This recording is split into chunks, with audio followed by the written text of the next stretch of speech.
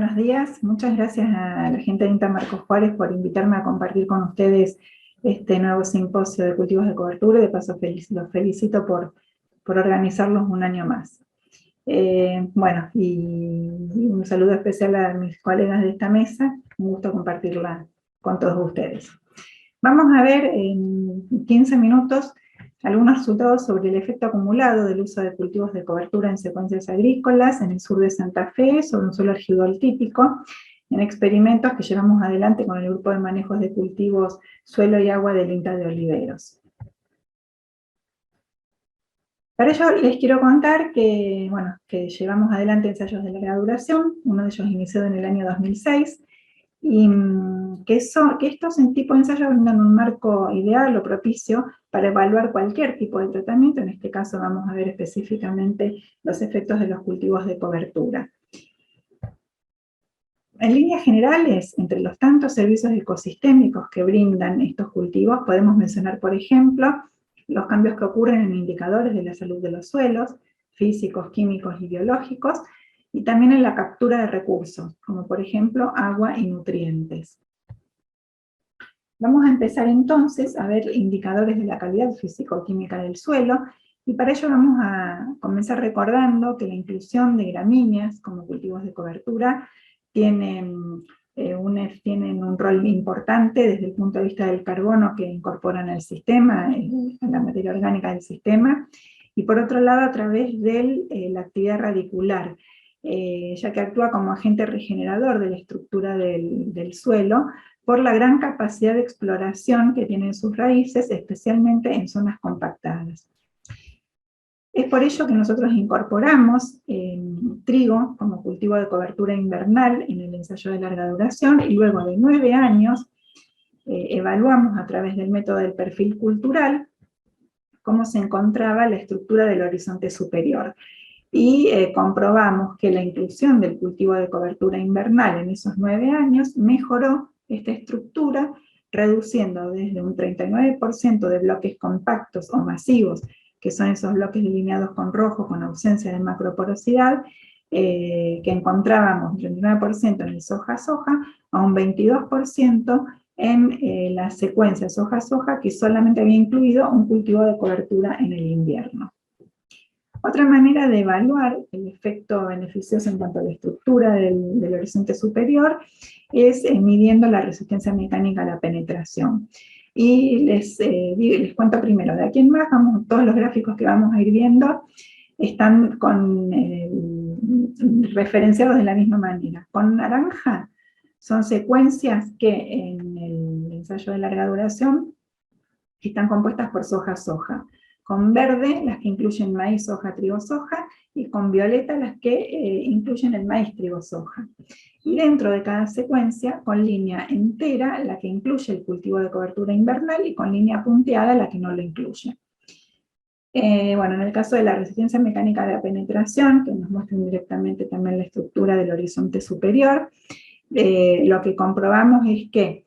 la inclusión del cultivo de cobertura redujo de manera muy importante esa resistencia mecánica a menos de 2000 kilopascales en todas las profundidades evaluadas. Como por supuesto también la redujeron las otras secuencias que incluían maíz y trigo para grano, con o sin cultivo de cobertura. Pero bueno, lo importante de ver es cómo el efecto de las raíces, aunque sea un cultivo de cobertura invernal, reduce la resistencia mecánica a la penetración, comprobando lo que vimos con el perfil cultural. Cuando evaluamos la infiltración básica, que es una manera indirecta de ver el sistema poroso del suelo, la infiltración básica es la velocidad de infiltración en un suelo saturado. También vimos que la inclusión del cultivo de cobertura mejora o aumenta la velocidad de infiltración a 22 milímetros hora, mientras que en la secuencia que no incluye el cultivo de cobertura era de solo 10 milímetros hora. Y el agregar maíz y trigo en la rotación también nos aumenta de 10 a 20, también prácticamente 22 milímetros hora, pero cuando le incluimos cultivo de cobertura a esta secuencia más intensificada, logramos un aumento superior a 24 milímetros hora, que es considerado un valor de referencia por encima del cual el suelo se considera de mayor calidad. Bueno, y con esta secuencia, incluyendo este cultivo de cobertura en esta secuencia, se logró una velocidad de infiltración de 28 milímetros hora. Como habíamos visto, esperamos aumentar el carbono orgánico en las distintas fracciones de la materia orgánica del suelo con la inclusión del cultivo de cobertura, y esto fue lo que evaluamos después de 3 años de efectos acumulados por la secuencia, y lo que pudimos determinar en la materia orgánica de mayor fracción, entre los 100 y los 2000 micrones, vimos que se logra aumentar el carbono orgánico apenas incluyendo un cultivo de cobertura respecto a la secuencia que no lo incluía. Como también, por supuesto, se logró aumentar con una secuencia que incluye maíz y trigo de grano con o sin cultivo de cobertura. Esto a una profundidad muy subsuperficial de 3,5 centímetros. Si nos vamos a una profundidad de 7,5 centímetros, vemos que la inclusión del cultivo de cobertura en el soja-soja no alcanza para aumentar el carbono particulado, mientras que la inclusión del maíz, trigo, soja sí lo aumenta. Cuando nos vamos a evaluar las fracciones intermedias de la materia orgánica, entre 50 y 100 micrones, vemos que la inclusión del cultivo de cobertura en el soja-soja no es suficiente para encontrar mayor carbono a 3,5 centímetros de profundidad, que sí se logra con la secuencia rotada, con o sin el cultivo de cobertura, mientras que a 7,5 centímetros de profundidad, solamente la inclusión de un cultivo de cobertura en una secuencia más intensiva, como maíz, soja, trigo, soja, logra aumentar el contenido del carbono en esta fracción de la materia orgánica. Bueno, vemos entonces cómo también incluyendo cultivos de cobertura, cultivos o gramíneas de grano, mejoran el contenido de materia orgánica en los suelos. Cuando nos vamos a ver cambios en la biota del suelo, o en la actividad biológica del suelo, en la parte viva del suelo, que es tan importante, nos referimos a indicadores biológicos, porque son muy sensibles al cambio por el uso, y están muy relacionados a factores físicos químicos como también a condiciones ambientales. Y por otro lado, esto es la parte de biota edáfica, pero también esta biota edáfica puede manifestarse a través de mayor o menores presencia de enfermedades en los cultivos que componen las distintas combinaciones de las secuencias agrícolas. Y esto fue lo que fuimos a evaluar. Primero evaluamos cambios en la actividad enzimática de la biota edáfica, o sea, fuimos a evaluar la parte microbiológica del suelo a través de su actividad enzimática. Lo hicimos durante 5 años en las distintas secuencias de cultivo con o sin cultivo de cobertura, y a simple vista lo que vimos fue que siempre, a medida que intensificamos la secuencia de cultivos, aumenta la actividad microbiana a través de una mayor concentración de actividad enzimática, pero que dentro de una misma secuencia, si vemos la línea entera de la línea punteada, vemos que la inclusión del cultivo de cobertura aumenta también esa actividad enzimática dentro de cada secuencia, a un promedio de un 9% de aumento por la inclusión de cultivos de cobertura en cada una de esas secuencias. O sea, mayor vida en el suelo a medida que incorporamos estos cultivos de servicio. Otra forma fue contabilizar las unidades formadoras de colonias fúngicas en los estratos superiores del suelo, en este caso de mucorales, y vimos también que la inclusión de cultivos de cobertura en un soja-soja, o la inclusión de cultivos de cobertura en un maíz trigo-soja aumentó considerablemente la cantidad de unidades formadoras de mucorales. Y esto tiene especial importancia teniendo en cuenta que los mucorales promueven la formación de agregados estables en el suelo. Eso en cuanto a actividad biológica en el suelo en sí mismo. Cuando evaluamos el efecto sobre las enfermedades en el cultivo posterior a la inclusión de cultivos de cobertura, Mariel Lago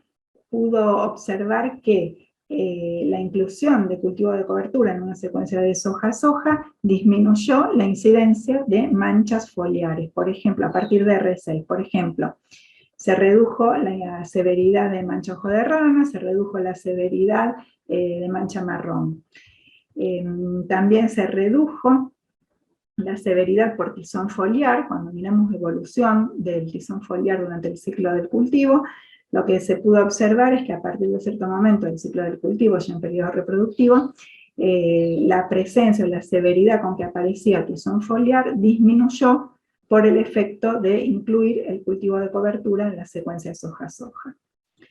Si bien se vieron estos efectos beneficiosos en las enfermedades foliares, cabe aclarar que no pasó lo mismo con la incidencia de muerte súbita en el cultivo de soja posterior a un cultivo de cobertura. En estos 2 años, 2015-2017, donde se manifestó el síndrome de muerte súbita, se evaluaron estas 2 secuencias, y bueno, se pudo ver que la inclusión de una gramínea como cultivo de cobertura aumentó la incidencia de muerte súbita en los 2 años, tanto en el 2015 como en el 2017. Cuando vemos o cuando trabajamos sobre la captura de los recursos, lo que sabemos es que la inclusión de múltiples cultivos secuenciales, entre ellos los cultivos de cobertura, mejorarían o harían más eficiente la captura de los recursos, por ejemplo, del agua. Y esto fue lo que fuimos a evaluar en 2 secuencias. Después de 6 años de 2 secuencias con o sin la inclusión del cultivo de cobertura, y lo que se vio es que el consumo de agua total fue prácticamente el mismo en la soja con cultivo de cobertura versus la que no lo tenía, alrededor de 4.500 milímetros de agua durante los 6 años. Lo que cambió mucho fue la proporción en que se consumió ese total. Mientras que la inclusión del cultivo de cobertura, esa proporción fue de un 80% en el cultivo y un 20% en el barbecho. En la que no incluía cultivo de cobertura, se redujo a solo 60% la consumida por el cultivo y a 40% la del barbecho, o sea, básicamente la que se pierde por evaporación. Entonces, bueno, quedó muy evidente que durante el barbecho lo que permite la inclusión del cultivo de cobertura es reducir en un 20% el agua que se pierde del sistema. Si bien consume más agua la inclusión del cultivo de cobertura, no se vio resentido durante esos 6 años el rendimiento de la soja posterior, donde los rindes promedios fueron muy similares. Y bueno, lo que sí se ganó entonces, no se perdió rendimiento y sí se ganaron efectos beneficiosos de incluir ese cultivo de cobertura, que en este caso no estaba, con todo lo que vimos hasta recién: mayor contenido de carbono, mayor velocidad de infiltración, mejora en la estructura de los horizontes superiores. Y finalmente, para ir terminando, en lo que es captura de nutrientes, bueno, lo que va a ser importante tener en cuenta en efectos acumulados de inclusión de cultivos de cobertura es la captura y la dinámica del nitrógeno, para lo cual sabemos que va a ser muy importante la inclusión de leguminosas por la fijación del nitrógeno atmosférico. Enrico y todo un grupo de técnicos en región pampeana lograron determinar que una vicia, por ejemplo, que fija nitrógeno atmosférico, de 6.000 kilos, aproximadamente 6.000 kilos de biomasa, aporta 159 y 160 kilos de nitrógeno por hectárea al sistema, de los cuales el 60% proviene de la fijación biológica. Es decir, que de esos 159 kilos aportados, 99 a 100 kilos provienen del nitrógeno del aire. Es por ello que es muy importante la inclusión de la vicia dentro de los sistemas para generar un balance positivo de nitrógeno, y esto fue lo que determinó Kio y el grupo de manejo de cultivos del INTA de Oliveros. Durante 6 años, el efecto acumulado en 6 años de secuencia en un ensayo de larga duración que incluye vicia y otras leguminosas invernales, lo que determinó fue el balance neto de nitrógeno, el balance final de nitrógeno, como la sumatoria del nitrógeno que proviene por la fijación biológica, más el nitrógeno que proviene de los fertilizantes en las gramíneas, menos el nitrógeno que se exporta en los granos. Y así determinó que el aporte del nitrógeno que viene a través de la fijación biológica es el factor que más influye en balances positivos de nitrógeno al final de los sistemas. Por ejemplo, la incorporación, bueno, ¿y qué es necesaria la incorporación de un cultivo de cobertura? O sea, un cultivo que no exporte nitrógeno que aporta después con el grano, como entonces puede ser la vicia, donde el balance final fue positivo de 340 kilos de nitrógeno por hectárea después de los 6 años dentro del sistema, o otra secuencia, en esta secuencia vicia, maíz, soja, 340 kilos de balance de nitrógeno positivo, en la secuencia de vicia, soja, 379 kilos de nitrógeno por hectárea positivo, mientras que las secuencias que no incluyen vicia tienen un balance más bien neutro.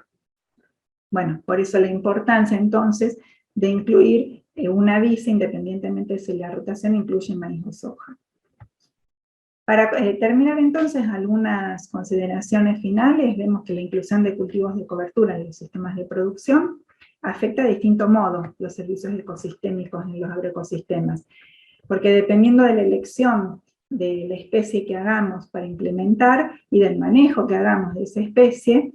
vamos a estar modificando distintas variables del ambiente. Es por ello que es muy importante ponernos un objetivo al incluir un cultivo de cobertura, y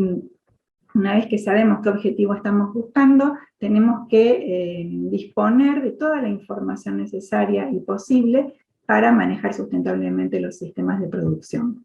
Y finalmente podemos ver que los ensayos de larga duración brindan un marco propicio para evaluar efectos a largo plazo de cualquier tratamiento que hagamos, en este caso de los cultivos de cobertura. Bueno, muchas gracias y quedo a disposición para cualquier consulta o inquietud que quieran hacernos llegar, a mí o a todo mi grupo de manejo de cultivos, suelo y agua del INTA de Oliveros. Gracias.